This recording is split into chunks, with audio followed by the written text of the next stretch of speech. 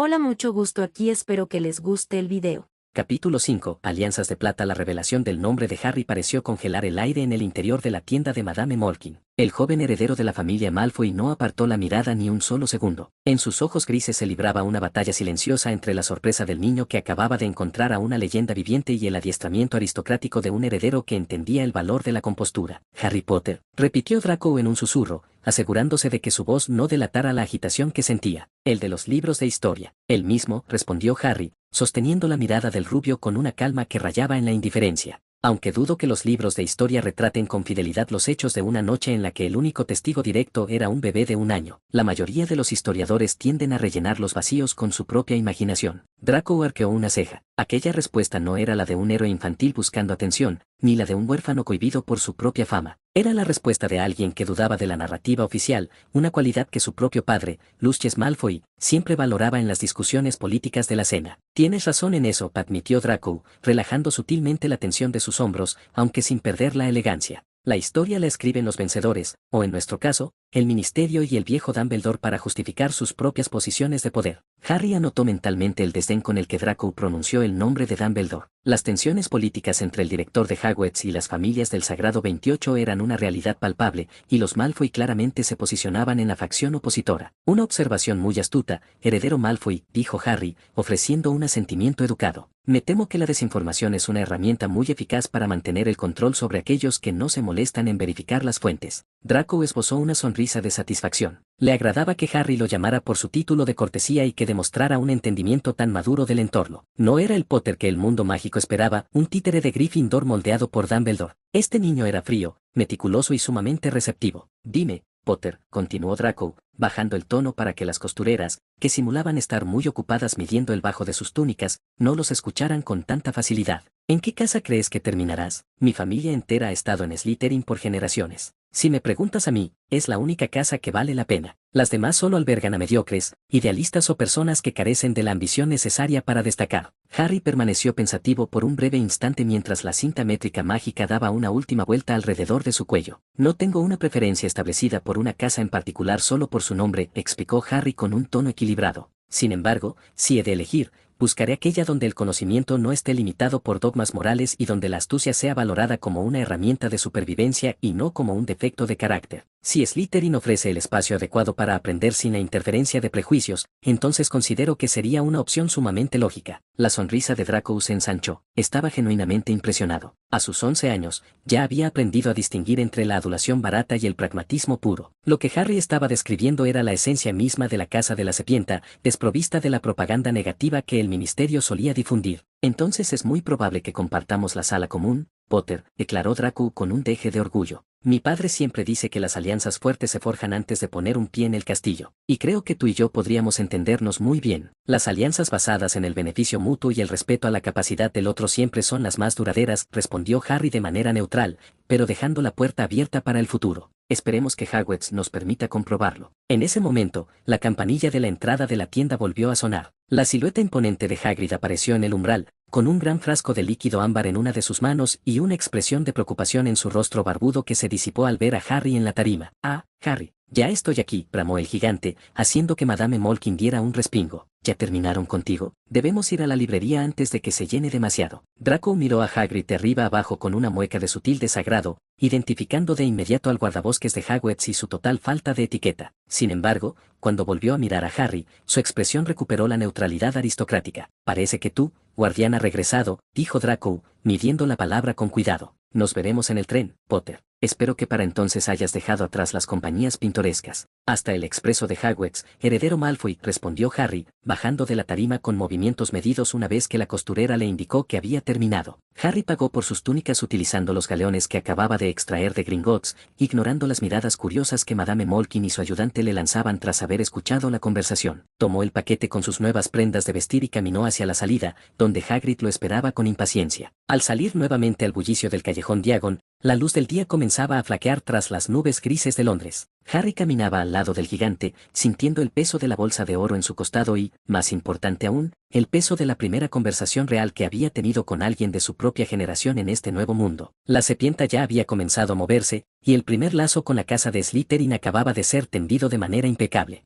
Hagrid caminaba a paso ligero por las calles empedradas del callejón Diagon, ajeno por completo a la tormenta de pensamientos que Harry organizaba en su mente. Para el gigante, la visita a la tienda de Madame Molkin había sido un trámite más, pero para Harry había representado el primer contacto real con la jerarquía del mundo mágico. La existencia de familias antiguas como los Malfoy y el evidente recelo que sentían hacia la figura de Albus Dumbledore confirmaban que Hogwarts no sería simplemente un colegio, sino un tablero político de gran complejidad. La siguiente parada es Flourish Blotts, Harry, anunció Hagrid, señalando una tienda cuyos escaparates estaban abarrotados de libros que se apilaban hasta el techo. Allí conseguiremos tus textos de estudio. Te va a encantar, hay libros de todo tipo, desde hechizos sencillos hasta grandes compendios de historia. Me parece excelente, respondió Harry, cuyos ojos brillaron con un interés genuino por primera vez en todo el día. El conocimiento es la mejor herramienta de la que uno puede disponer. Al cruzar el umbral de la librería, el olor a papel viejo, cuero y tinta fresca envolvió a Harry de inmediato. El establecimiento era enorme, con estanterías que desafiaban la gravedad y escaleras de madera que parecían moverse solas para facilitar el acceso a los niveles superiores. Había magos y brujas de todas las edades buscando volúmenes, y el aire vibraba con el murmullo de lecturas silenciosas y el leve crujido de las páginas al pasar.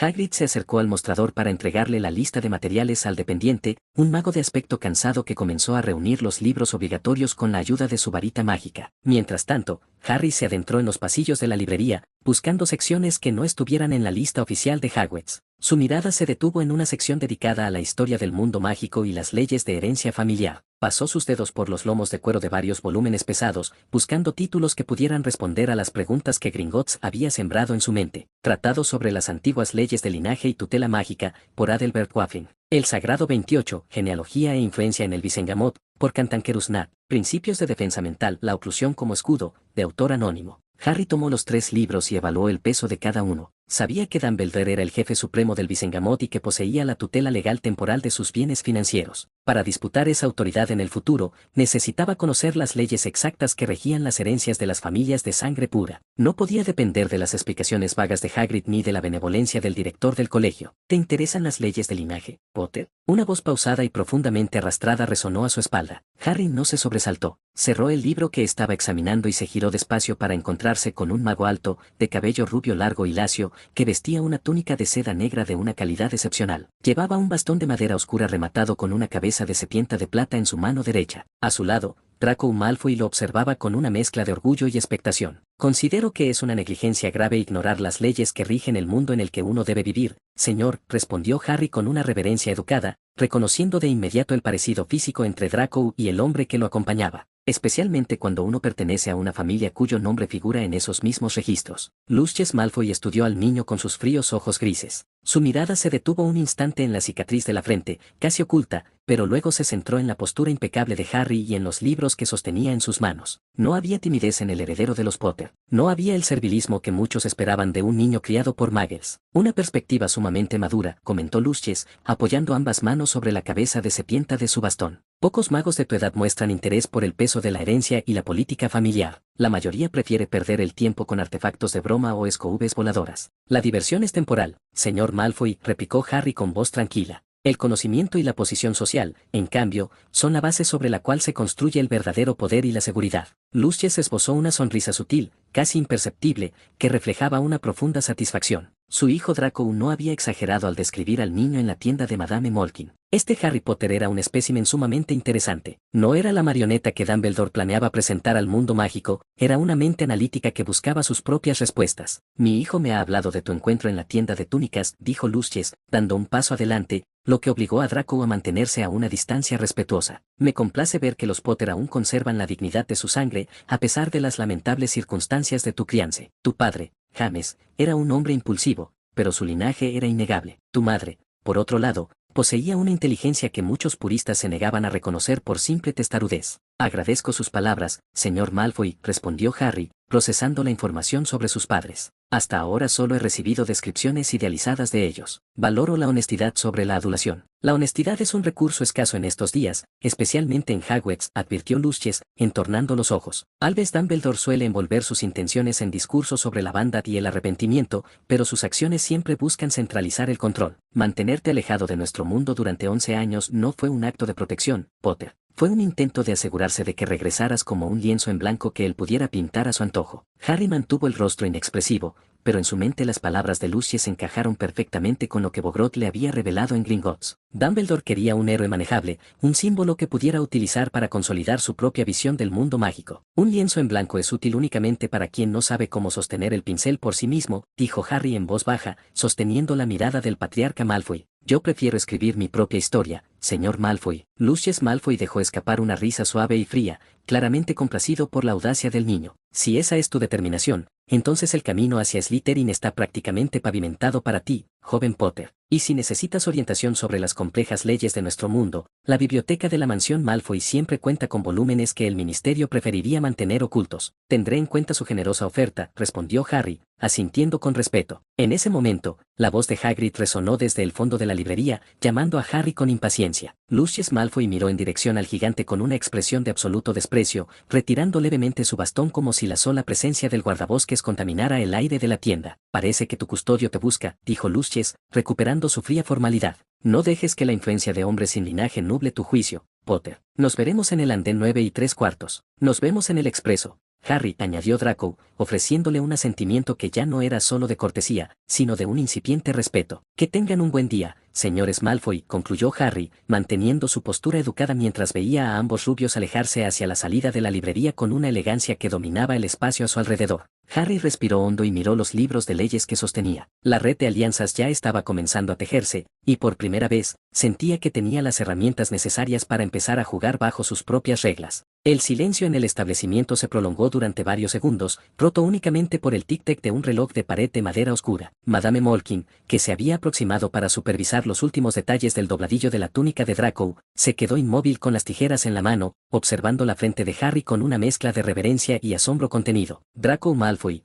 por su parte, no apartó los ojos de Harry. El joven heredero de la casa Malfoy asimiló el impacto de la revelación con una rapidez digna de su educación. Aunque sus dedos se contrajeron levemente sobre la tela de su manga, su expresión recuperó la compostura aristocrática casi de inmediato. Harry Potter, repitió Draco en voz baja, asegurándose de que su tono no delatara la agitación que sentía. El de los libros de historia. El mismo, respondió Harry, sosteniendo la mirada del rubio con una calma que rayaba en la indiferencia. Aunque dudo que los libros de historia retraten con fidelidad los hechos de una noche en la que el único testigo directo era un bebé de 1 año. La mayoría de los historiadores tienden a rellenar los vacíos con su propia imaginación para complacer al público o a quienes financian sus escritos. Draco arqueó una ceja, visiblemente impresionado por la agudeza del razonamiento del otro niño. Aquella respuesta no era la de un héroe infantil buscando atención, ni la de un huérfano cohibido por su propia fama. Era la respuesta de alguien que dudaba de la narrativa oficial, una cualidad que su propio padre, Lucius Malfoy, siempre valoraba en las discusiones sobre la política del ministerio. Tienes razón en eso, admitió Draco, relajando sutilmente la tensión de sus hombros. Mi padre siempre dice que la historia que se enseña a las masas no es más que propaganda aprobada por el Departamento de Educación del Ministerio para mantener el orden social. Una observación muy astuta, heredero Malfoy, dijo Harry, ofreciendo un asentimiento educado. Me temo que la desinformación es una herramienta muy eficaz para mantener el control sobre aquellos que no se molestan en verificar las fuentes de manera independiente. Draco esbozó una sonrisa de genuina satisfacción. Le agradaba que Harry utilizara el tratamiento de cortesía adecuado para las familias del Sagrado 28 y que demostrara un entendimiento tan maduro de los mecanismos del poder. No era el Potter que la propaganda oficial intentaba proyectar, un títere dócil moldeado por los ideales tradicionales de la luz. Este niño era analítico, observador y sumamente receptivo a la realidad de su entorno. Dime, Potter, continuó Draco, bajando aún más la voz para mantener la privacidad de la conversación. ¿En qué casa crees que terminarás? Mi familia entera ha pertenecido a Slytherin por generaciones. Si me preguntas a mí, es la única casa que verdaderamente vale la pena en Hogwarts. Las demás suelen albergar a idealistas sin ambición o a personas que carecen del ingenio necesario para destacar en el mundo real.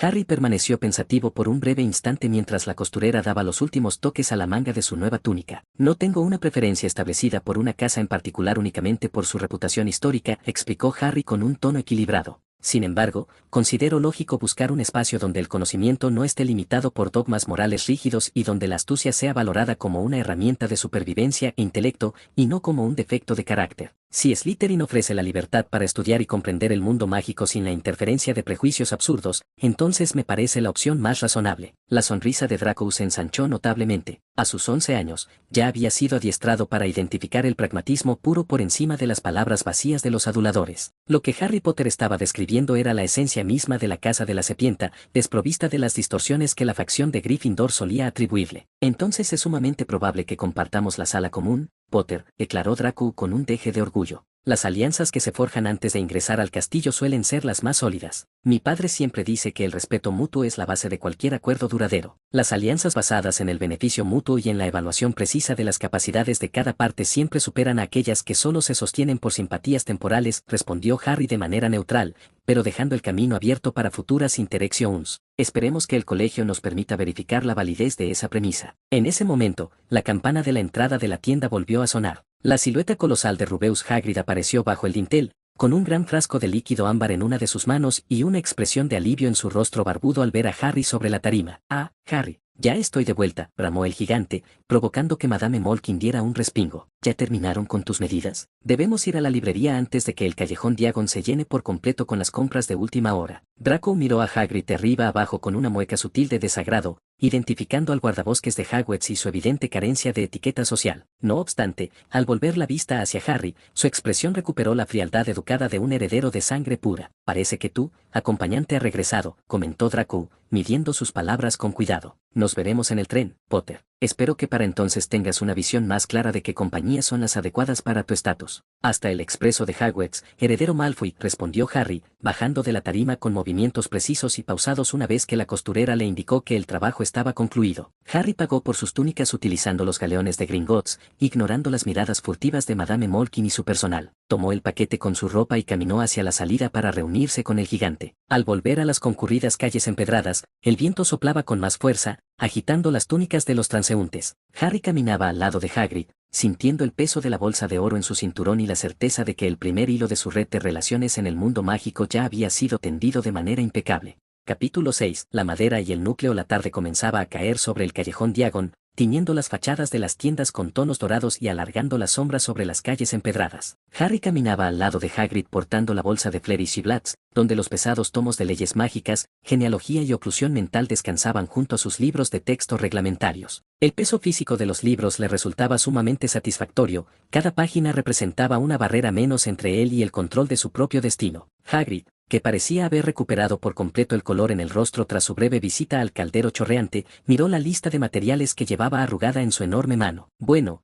Harry, ya tenemos casi todo», dijo el gigante, tachando los artículos con un trozo de carbón. «Solo nos falta la varita. Y, por supuesto, Ollivanders es el único lugar para conseguirla. No hay otro fabricante como él en todo el país». Harry alzó la vista hacia el final de la calle. El establecimiento de Ollivanders era un local pequeño, estrecho y de aspecto descuidado. Sobre la puerta, unas letras doradas y desgastadas rezaban: Ollivanders, fabricantes de excelentes varitas desde el 382 AC. En el escaparate, sobre un cojín de terciopelo descolorido, descansaba una sola varita, solitaria y cubierta por una fina capa de polvo. Aquella austeridad no pasó desapercibida para Harry. Una tienda que había permanecido activa durante más de 2 milenios no necesitaba vitrines llamativas ni publicidad estridente. Su reputación se sostenía en el monopolio absoluto de una necesidad fundamental para todo mago. El verdadero poder, dedujo Harry, solía presentarse bajo una apariencia sobria y sin pretensiones. Al entrar, una campanilla tintineó en algún lugar en el fondo del local. El interior era diminuto, ocupado casi en su totalidad por miles de cajas alargadas y estrechas que se apilaban de manera ordenada desde el suelo hasta el techo,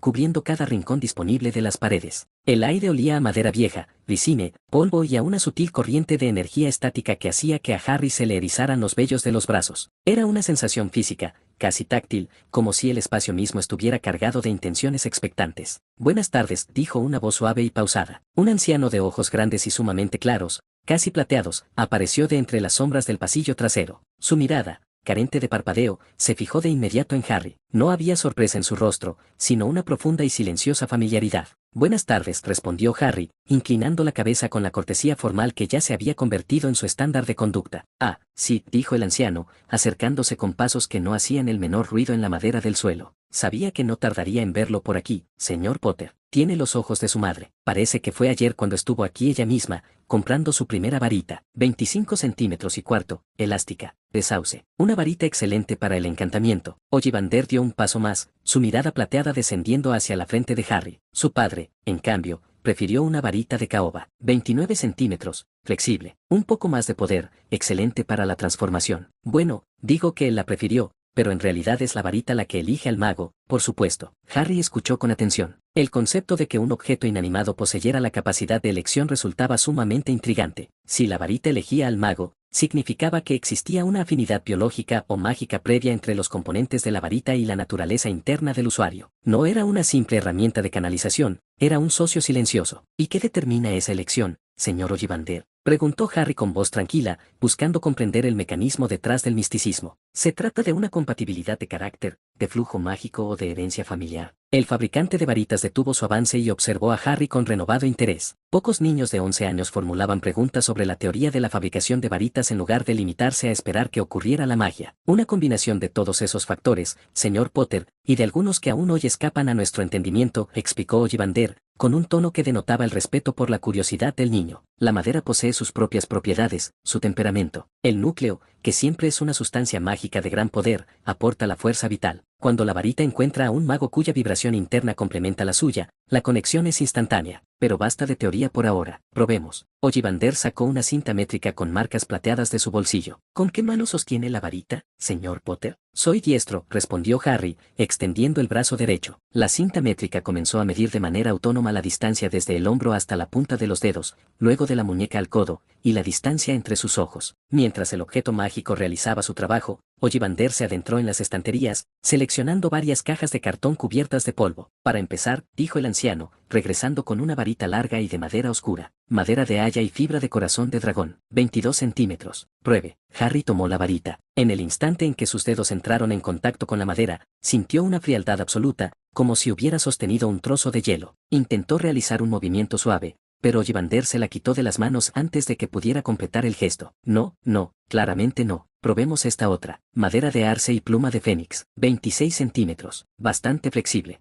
Harry la tomó, pero la sensación de rechazo fue aún más evidente. La varita vibró de manera inestable en su mano, emitiendo pequeñas chispas rojas que se apagaron antes de tocar el suelo. Ollivander la retiró de inmediato, colocándola de nuevo en su caja. Un cliente difícil, ya veo. Excelente. Me encantan los desafíos, murmuró el anciano, adentrándose aún más en el laberinto de estanterías de la tienda. Harry observó las cajas acumuladas. Sabía que este proceso no era aleatorio. Ollivander estaba probando diferentes combinaciones de maderas y núcleos para medir la respuesta de su magia. No sentía frustración, al contrario, el análisis de las reacciones de cada varita le permitía comprender mejor la naturaleza de su propia energía interna. Su magia no era dócil ni fácil de moldear por cualquier canalizador. Requería algo específico, algo que compartiera su misma necesidad de control y precisión. Ollivander tardó varios minutos en regresar del laberinto de estanterías. El silencio en la tienda se había vuelto denso, interrumpido únicamente por la respiración pausada de Harry y los ligeros movimientos de Hagrid, quien observaba las cajas de varitas con una mezcla de respeto y aburrimiento. Cuando el anciano fabricante reapareció,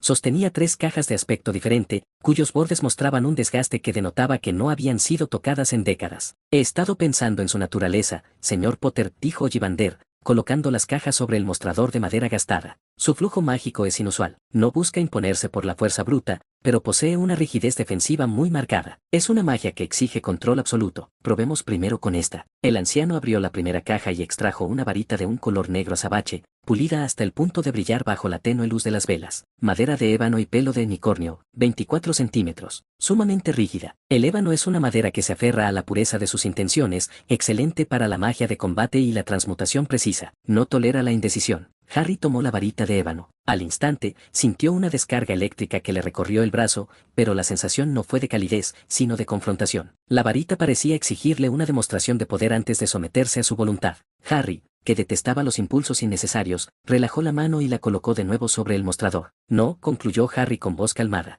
Es demasiado conflictiva. Busca gobernar en lugar de cooperar. Ollivander asintió, con sus ojos plateados brillando con una intensidad casi febril. Fascinante. La mayoría de los magos jóvenes habrían intentado forzar la chispa para demostrar su valía. Usted, en cambio, reconoce la falta de armonía. Bien, pasemos a la segunda opción. El fabricante tomó la siguiente varita. Esta era de un marrón oscuro, con vetas pronunciadas que formaban un patrón espiral a lo largo del cuerpo de madera. Madera de nogal y fibra de corazón de dragón. 30 centímetros. Flexible pero sumamente poderosa. El nogal suele elegir a magos de gran inteligencia, inventores y estrategas. Es una madera que se adapta con facilidad a los hechizos complejos una vez que se ha ganado su lealtad. Harry tomó la varita de nogal. La sensación esta vez fue diferente. Sintió un flujo constante de energía que corría por sus dedos, pero el núcleo de dragón se sentía demasiado inestable, como un fuego latente que amenazaba con descontrolarse ante el menor descuido. Para alguien que priorizaba la seguridad y la discreción, una herramienta que requería un esfuerzo constante de contención no era la adecuada. Tiene potencial, comentó Harry, devolviéndola con cuidado,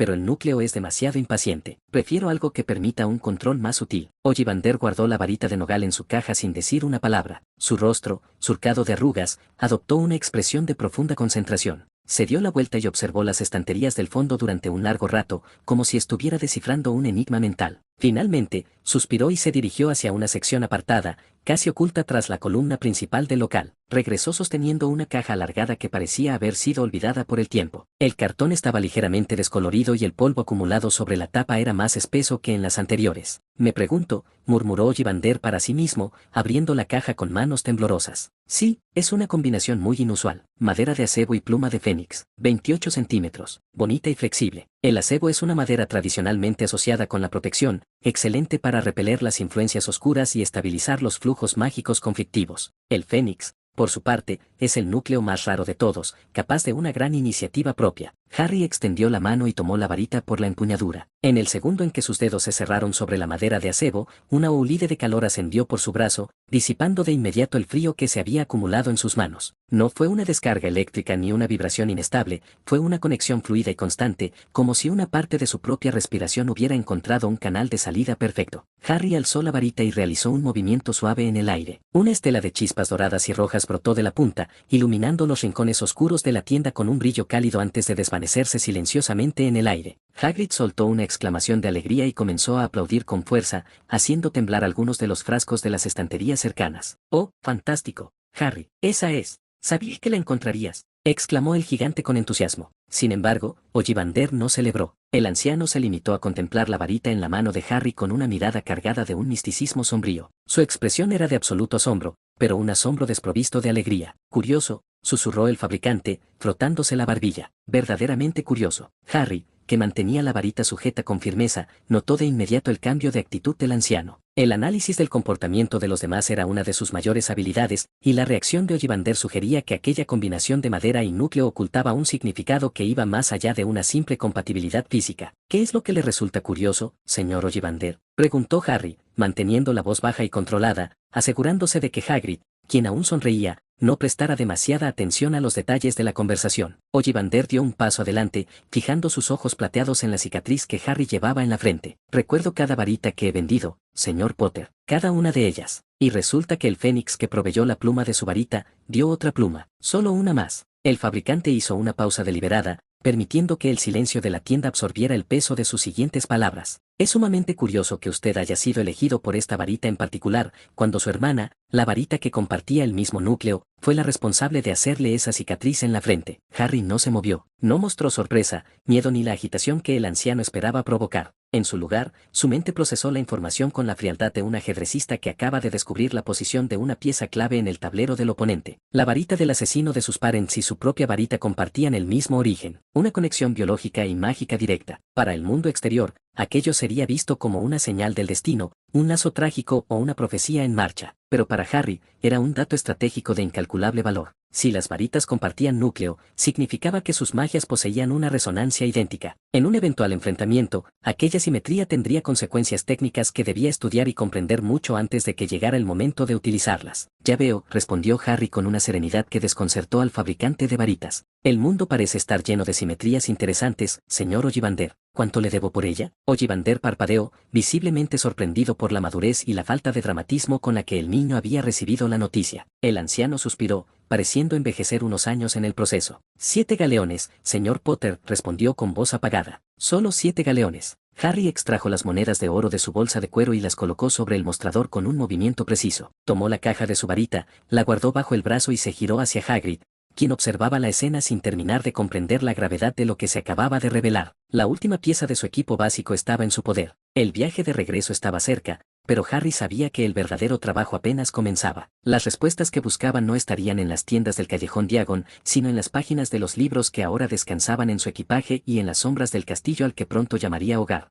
Hagrid y Harry salieron de la pinambre de Ollivanders para encontrarse con que el sol se ocultaba por completo tras los tejados del Callejón Diagon. Las feroules mágicas comenzaban a encenderse una a una, bañando las adoquines con una luz trémula y dorada. Las familias apresuraban el paso con sus compras de última hora, y el ambiente festivo del día daba paso a la calma de la noche londinense. Hagrid cargaba el baúl de Harry con aparente facilidad, pero de vez en cuando miraba de reojo al muchacho. El gigante parecía sutilmente perturbado por la revelación de Ollivander, pero su mente no solía retener las preocupaciones abstractas por mucho tiempo. Bueno, Harry, dijo Hagrid, carraspeando para romper el silencio. Ha sido un día largo y productivo. Tu tren sale de la estación de King's Cross el 1 de septiembre. Dumbledore pensó que lo mejor sería que regresaras con tus tíos hasta entonces. Ya tienes tu boleto, ¿verdad? Harry metió la mano en el bolsillo de su chaqueta y rozó el trozo de cartón rígido que Hagrid le había entregado antes. Sí, lo tengo, respondió con su habitual tono educado. Andén 9 3/4. Exacto. No te pierdas, solo tienes que caminar con paso firme hacia la barrera que divide los andenes 9 y 10. No te detengas y no tengas miedo,